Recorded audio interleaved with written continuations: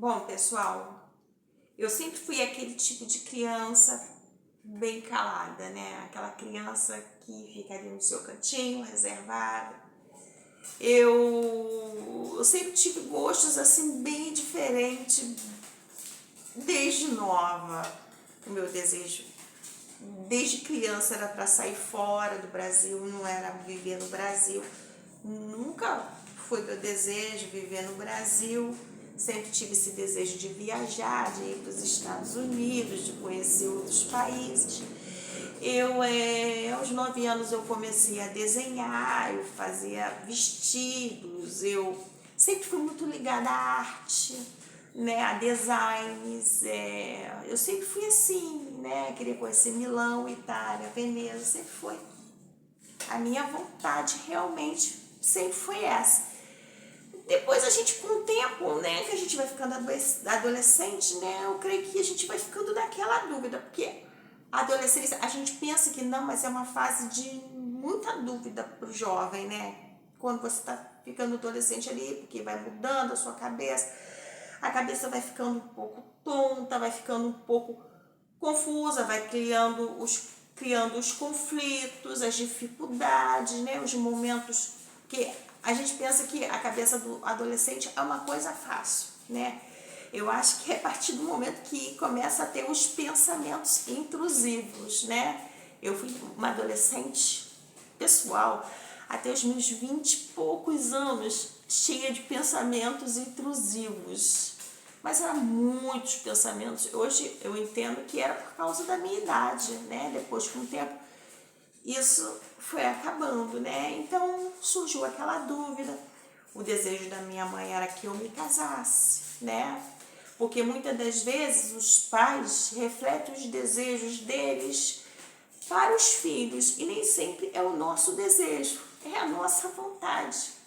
Eu esqueci que na minha infância eu tinha metas como viajar, né? Ser uma designer, desenhar roupas, ser uma estilista de moda. Eu esqueci de tudo isso, que eu queria ir para Veneza, que eu queria ir para Itália, fui para Milão, que eu queria ter uma outra vida. E parece que o sonho da minha mãe se projetou, né? Queria me ver casada e eu acho que realmente não era essa a minha vontade naquele momento. Poderia ter um desejo, a vontade de me casar, mas eu queria desbravar o mundo, conhecer o mundo, né? E hoje eu entendo realmente que isso foi um desejo dela, isso não foi um desejo meu, uma vontade minha. Essa vamos supor, isso é que os pais, eu acho que eles não podem muito projetar, né, os sonhos deles, os desejos nos filhos. A gente tem que deixar os filhos escolherem o que eles realmente querem ser. Por exemplo, a minha filha, né? Eu fui criada dentro de uma igreja evangélica. Mas a minha filha, ela foi filha de um pastor, né? Então ela foi criada ali dentro de uma igreja evangélica. Mas quando eu me divorciei, eu não quis criar ela dentro de uma igreja evangélica. Não foi prioridade criar ela dentro de um berço evangélico, porque eu queria que ela fizesse as escolhas dela. Aí talvez as pessoas vão me criticar. Ah, mas você fez isso com sua filha? Fiz. E eu acho que foi a melhor coisa que eu fiz da minha vida. Por quê? Eu creio, eu vou falar uma verdade sim que vai doer em muitas pessoas às vezes, né? A gente falar, né? Que às vezes o ser evangélico, você estar dentro da igreja, às vezes te adoece. Dependendo da igreja, você fica doente. Você se torna um religioso. E a religiosidade, nós sabemos, obviamente, que ela mata. Ela destrói, né? Você fica tão ali dentro que você acha que tudo é um maligno. E nem tudo é um maligno. Às vezes as coisas aconteceram porque você não soube cuidar da sua vida, não se profissionalizou,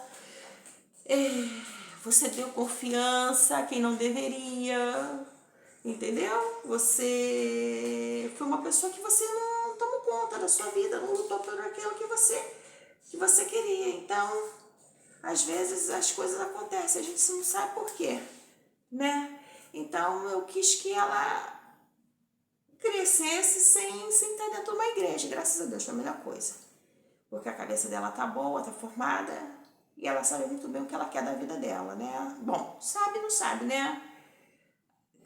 Tem as dúvidas, né? Mas talvez se estivesse dentro da igreja estaria pior. Creio eu, assim, dessa forma. Né? Porque você, para ter Deus, você não precisa estar dentro de uma igreja.